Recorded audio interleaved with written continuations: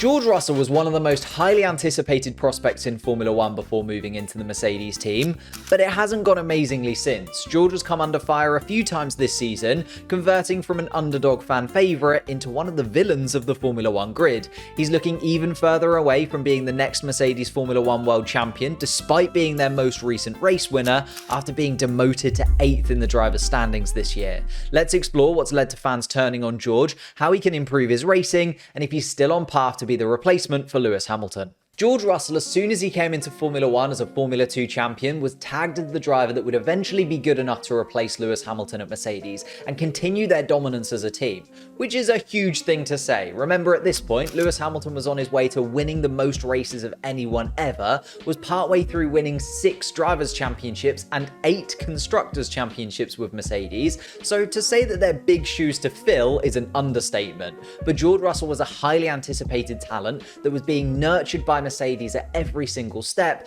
and to be fair to him, he was ticking every box that he could on his way up into Formula 1.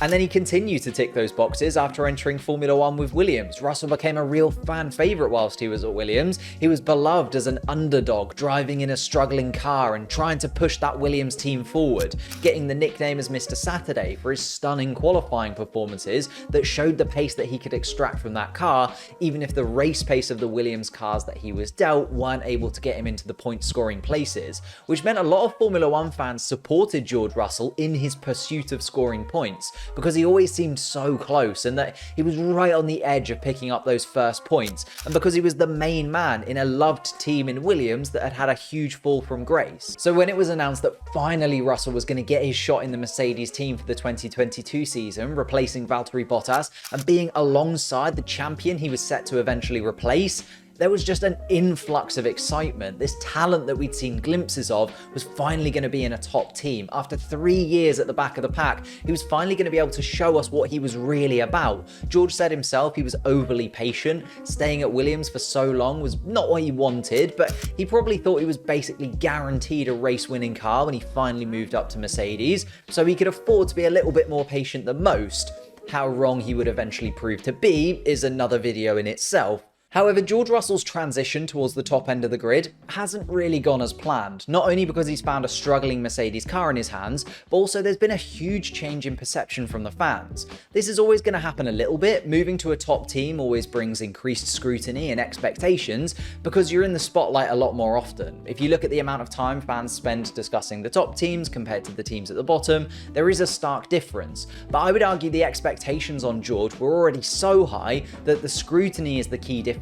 No longer can he point at the Williams car for excuses or rely on just easily beating his teammate and being the clear number one. So we're seeing a new side to Russell and fans are getting frustrated with it. I think 2022 was a little bit of a misnomer. Yes, George did exceptionally well and outscored Lewis, but many things went into that being the case. 2023, though, has been an incredible challenge for the Mercedes team and the Mercedes drivers, but has actually highlighted where the two Mercedes drivers are in comparison to one another. Lewis Hamilton is now guaranteed 3rd place and is by far and away top of that mini league of drivers behind the Red Bulls, whereas George Russell is resigned to 8th place and is bottom of that mini league, beaten by his teammate, but also both Ferraris, Lando Norris and Fernando Alonso, and that's a damning place to be for George. Because if you look back at this season, I think he's to blame for this positioning. Don't get me wrong, the Mercedes car still hasn't been the quickest, or even the 2nd quickest car, but it has been quick enough and reliable enough for him to be much higher in the standings, or at least still in the battle with the rest of the pack below 3rd place,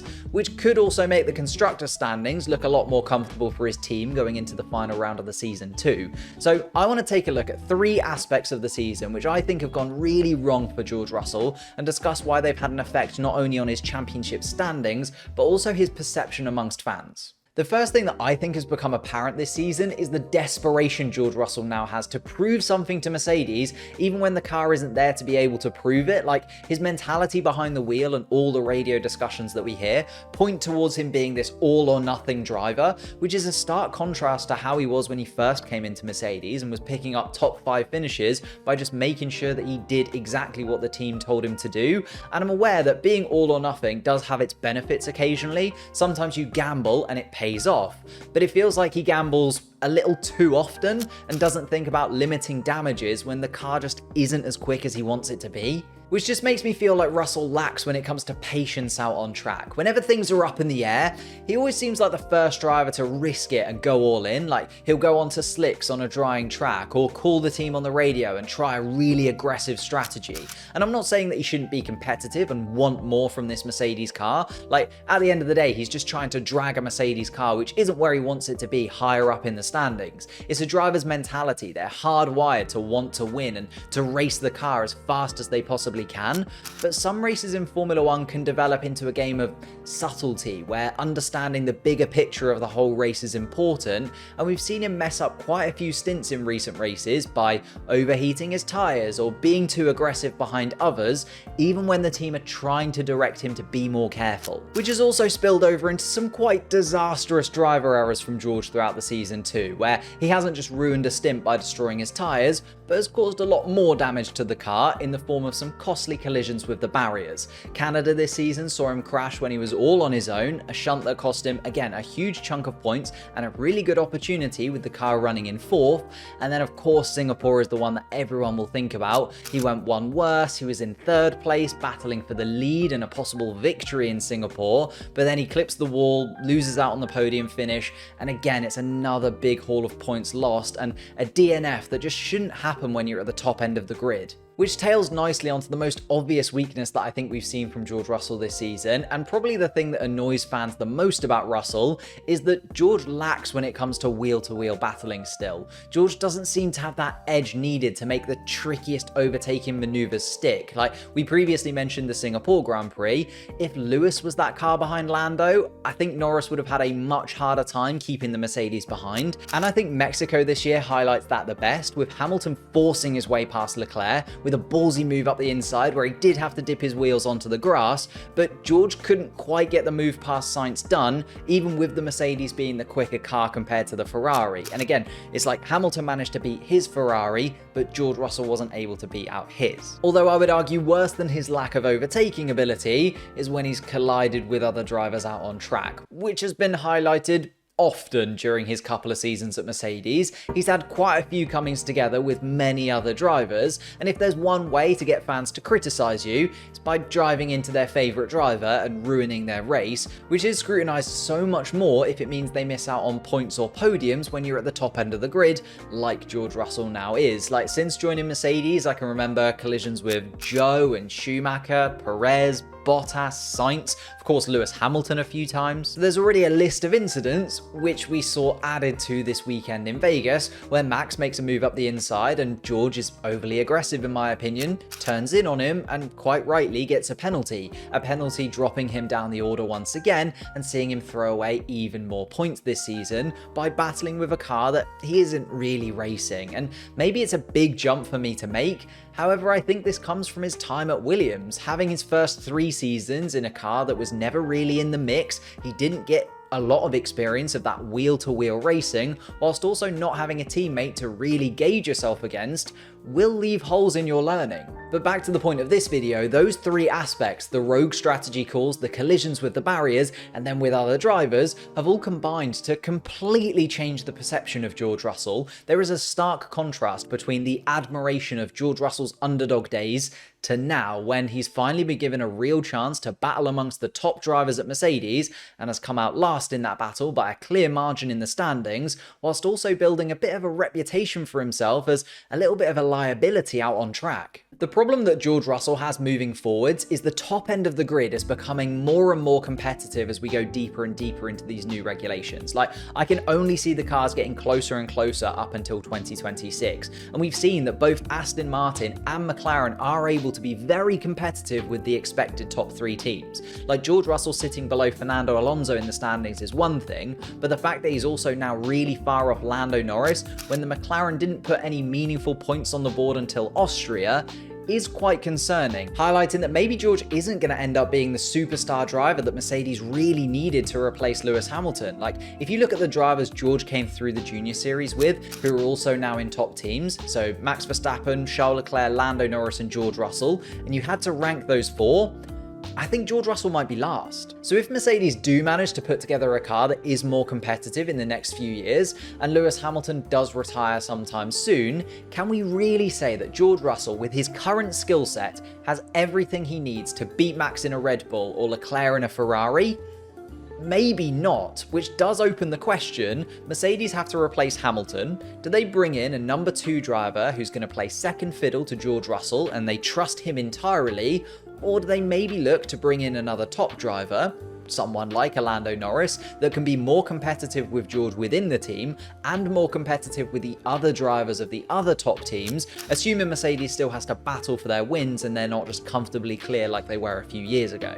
I feel like I should clarify, I'm not saying that it's all over for George Russell by any means. I can't see the Mercedes team shipping George out of the team anytime soon. The team itself still needs to improve massively before it can start getting frustrated at drivers for not delivering race-winning performances. And as I mentioned before, George Russell probably expected smoother sailing with Mercedes, especially considering the new regulations. So maybe the mistakes we're seeing are because he's trying too hard, like akin to what we sometimes see with Charles Leclerc, where he just pushes that Ferrari beyond its limits. And although George may cost the team second in the Constructors this year, in the grand scheme of things, I don't think that'll mean too much to the team because they've made it very clear that they want to win and nothing else matters. On top of that, off track, Russell is pretty much the perfect driver for Mercedes. He's always had a really strong support for the Mercedes team, even before joining them fully, to the extent that some fans actually disliked how he was very robotic in interviews. He always delivered exactly what you could tell he had been trained to say. I suppose this season we've seen Russell's openness in interviews a little bit more. His expression of frustration has become a little bit more apparent, and we've seen a touch more personality from him, but he still represents the team and its values incredibly well, and he's very well spoken when it comes to the extra media duties, which is something that they massively value. I mean, look at how much Bottas has changed since being allowed to let his hair down. And his trousers. Additionally, I do trust George to be proactive in the off-season and work on his racecraft coming into next year. We have to remember, he made a PowerPoint presentation to Mercedes, talking them into picking him up as a driver in the first place. He does work hard, he is really driven, and you can't really get into Formula One without having those traits. And this maybe is a little bit of a stretch from me again, but I feel like after 2022, he was maybe a little bit smug about being the top driver at Mercedes in the standings. He expected the zero pod to just come good after picking up his first win, and didn't work as hard as possible over the winter break. Now, I wasn't there, maybe I'm completely wrong, but I feel like this season he has a lot more incentive to get himself in the simulator and make sure he is at his absolute best for the start of 2024. Overall, with the 2023 season coming to an end, I feel like Russell actually put it best himself when discussing that incident with Max Verstappen in Las Vegas. He said, "Feels like the story of my season, on course for an easy P3 to be honest. The incident with Max, totally my fault. I'm just a bit lost for words right now. It's been a really frustrating season, and I feel like this is the 10th time I've been saying this season, just really disappointed." And with one race left to go, there is a lot for George to reflect on from his second season with the Mercedes team. Although the fight is over for him in the driver's standings, a solid performance in Abu Dhabi and consolidating second place in the Constructors would be a nice way to round out a really tough season. If anything, in the long run, I can see this tough season being a great thing for him to actually have in his career as a learning point. All drivers face criticism at some point or another and have things that they need to improve upon. All drivers are going to be self-critical and have doubts about whether they can achieve, and they are some of the most competitive people on the planet. They will do anything they can to improve by even the smallest margin. So going through this makes me believe that George will be really spurred on by the disappointment and will be even better next season. Plus, he must have confidence that the Mercedes team behind the scenes are building a better framework for 2024. We have to remember last year they were still working on the zero pod car over the winter, and that was just an absolute calamity. For next year, the entire chassis is going to be completely different. They have a full winter break working on a proven concept, slightly copying the Red Bull, but the foundations of a team that managed to win championship after championship are still there, and surely they won't get it completely wrong 3 seasons in a row.